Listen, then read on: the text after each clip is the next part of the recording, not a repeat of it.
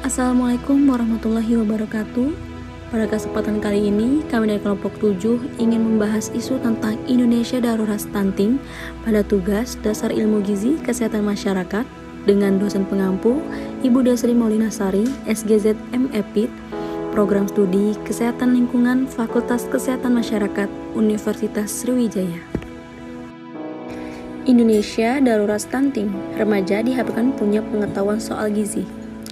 Seperti yang kita ketahui, hasil survei status gizi balita di Indonesia tahun 2019, prevalensi stunting sebesar 27,67%. Prevalensi stunting perlu mendapat perhatian khusus karena masih di atas ambang Organisasi Kesehatan Dunia, yaitu WHO. WHO juga menghendaki stunting kurang dari 20%. Angka stunting di Indonesia ditargetkan menurun pada tahun 2024 hingga berada di angka 14%. Oleh karena itu, remaja diharapkan mendapatkan pengetahuan tentang gizi dan kesehatan reproduksi. Sebagaimana ini menjadi bekal kehidupan berkeluarga mereka kelak. Jika tidak mempunyai pengetahuan yang cukup, dipastikan mereka tidak akan siap untuk merawat anaknya nanti. Baiklah, pada sisi ini kita akan membahas apa itu stunting. Stunting merupakan kondisi yang menyebabkan anak lebih pendek dari anak-anak lain seusianya. Stunting biasanya dikarenakan kekurangan asupan kalori dan malnutrisi atau kekurangan nutrisi. Di sini peran orang tua sangat penting untuk mencegah masalah tersebut agar tidak terjadinya stunting. Adapun menurut WHO, stunting adalah gangguan tumbuh kembang yang dialami anak akibat gizi buruk, infeksi berulang, dan stimulasi psikososial yang tidak memadai.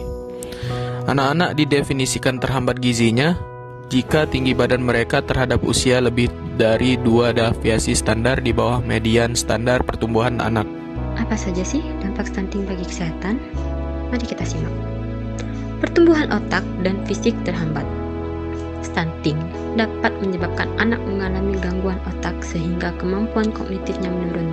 Selain itu, stunting juga dapat mengakibatkan gangguan pemusatan konsentrasi yang membuat anak sulit fokus saat belajar. Hal ini bisa mempengaruhi prestasinya saat di sekolah. Selain berdampak pada pertumbuhan otak, stunting juga dapat menghambat pertumbuhan fisik pada anak. Anak yang terkena stunting akan terlihat lebih pendek dari anak lain seusianya. Rentan sakit. Anak yang terkena stunting akan rentan terkena penyakit seperti obesitas, penyakit jantung, dan hipertensi. Hal ini dikarenakan kurangnya asupan nutrisi sehingga menyebabkan sistem imunitas tubuhnya lemah. Selanjutnya, pertumbuhan ekonomi terhambat. Hal ini dikarenakan dengan kemampuan otak yang kurang dan kecenderungan mudah sakit, daya saing di populasi tersebut jadi rendah. Lalu, masalah kesuburan. Jika dibiarkan, maka kemampuan reproduksinya akan terganggu. Pada anak perempuan yang stunting, maka akan meningkatkan masalah komplikasi kehamilan saat dirinya dewasa. Sedangkan pada perempuan dewasa yang kurus dan anemia, berkontribusi terhadap tingginya angka kematian ibu dan bayi. Penyebab terjadinya stunting. Beberapa faktor yang mengakibatkan stunting antara lain: 1. Faktor gizi buruk yang dialami ibu hamil dan balita. Kekurangan gizi dapat terjadi saat janin dalam kandungan. Jika saat masa kehamilan dan menyusui, nutrisi ibu tidak terpenuhi dengan baik, maka itu dapat mempengaruhi perkembangan anak. 2. Kurangnya pengetahuan ibu mengenai gizi sebelum hamil, saat hamil, dan setelah melahirkan. Sejak di dalam kandungan, bayi sudah membutuhkan berbagai nutrisi untuk pertumbuhan dan perkembangannya. Untuk mencapai itu, ibu harus berada dalam keadaan sehat dan bergizi baik. Jika ibu tidak memiliki pengetahuan akan asupan nutrisi yang baik untuknya dan janinnya, hal ini akan sulit didapatkan. Begitupun setelah lahiran. 1000 hari pertama kehidupan atau 0-2 tahun adalah waktu untuk pertumbuhan dan perkembangan anak. Pada masa ini, bayi membutuhkan ASI eksklusif selama 6 bulan dan tambahan makan pendamping ASI yang berkualitas. Oleh karena itu, ibu harus memiliki pengetahuan yang cukup mengenai gizi. 3. Terbatasnya akses pelayanan kesehatan, termasuk layanan kehamilan dan setelah kehamilan. Rendahnya akses terhadap pelayanan kesehatan juga merupakan salah satu faktor penyebab stunting. Kenyataannya, masih ada daerah tertinggal di Indonesia yang kurang layanan kesehatan.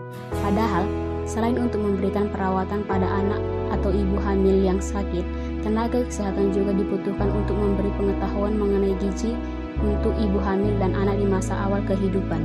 4. Kurangnya akses air bersih dan sanitasi. Sulitnya air bersih dan sanitasi yang buruk dapat menyebabkan stunting pada anak. Bila anak tumbuh di lingkungan dengan sanitasi dan kondisi air yang tidak layak, hal ini dapat mempengaruhi pertumbuhannya.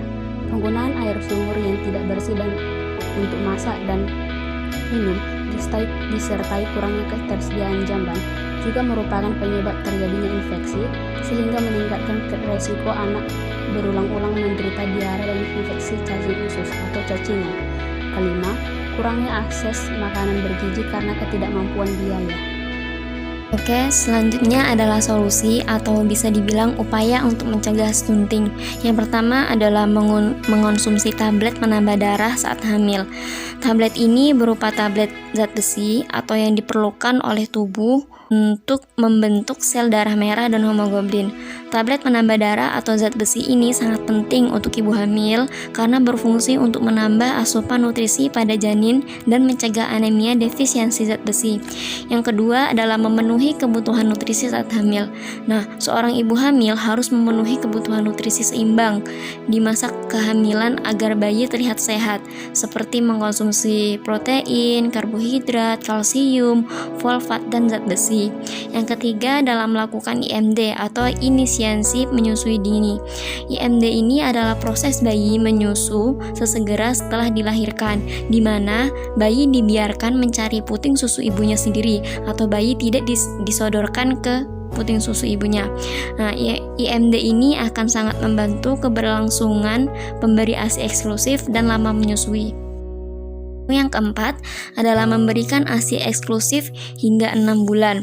ASI dapat mengurangi peluang stunting pada anak karena mengandung gizi mikro dan makro. Dapat juga protein W dan kolostrum yang mampu meningkatkan sistem kekebalan tubuh bayi yang terbilang rentan. Selanjutnya yang kelima yaitu membiasakan perilaku hidup bersih.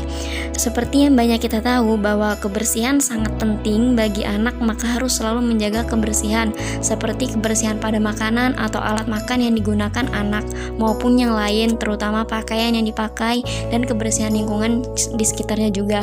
Yang keenam adalah memantau pertumbuhan anak baik berat badan, tinggi badan, dan lingkar kepala.